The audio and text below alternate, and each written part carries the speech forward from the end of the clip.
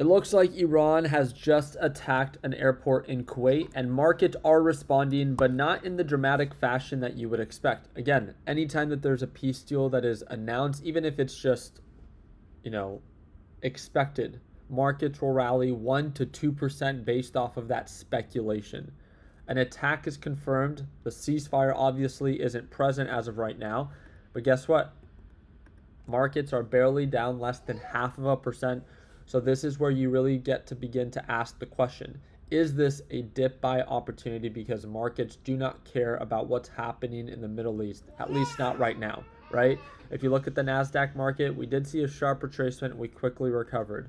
We're going back to retest previous lows, but it's not aggressively making new lows.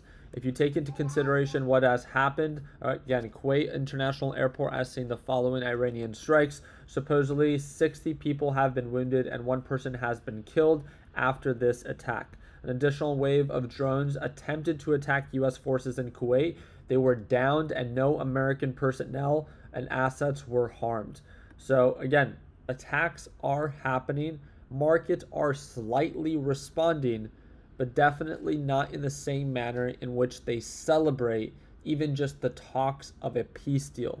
So this really gets you to want to ask the question, okay, then do I want to buy into this dip as, again, markets simply do not care? Or will things actually get worse before they get better?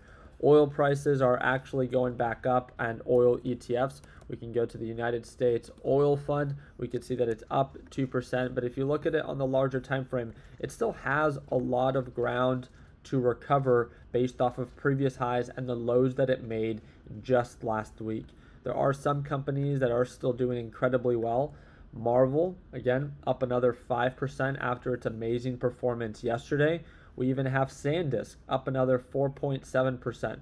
So again, a lot of big tech companies, not even big tech, a lot of speculative tech companies, especially in the AI space, if they have to do anything with semiconductors, they're still trying to do pretty well, right? If we look at Micron, it's down 0.4%. So they are down. They did pull back a little bit, but not very much, right? The ones that are the biggest losers today are Dell.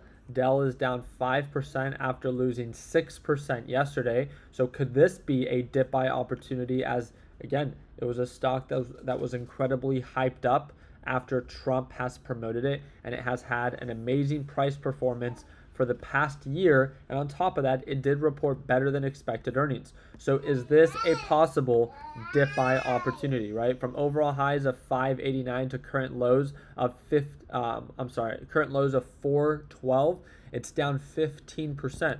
So if it does begin to recover from current lows, it looks like we have a common support range right around 400.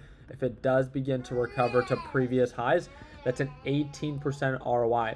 But that has to be if things are actually not getting worse in the Middle East. We also have IBM.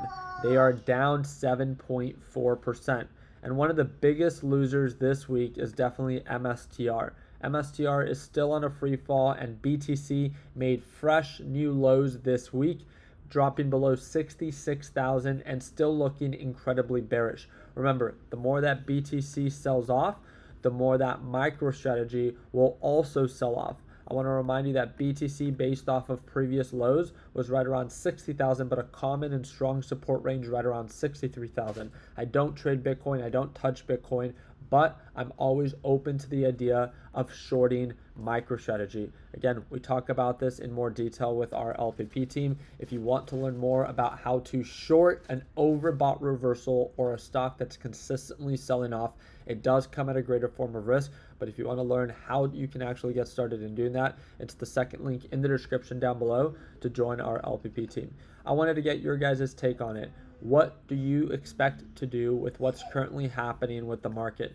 Based off of this recent pullback, do you actually expect the markets to get worse before they get better? So are we actually going to sell off and markets will react in a natural and negative way when attacks happen? Or do markets not care anymore?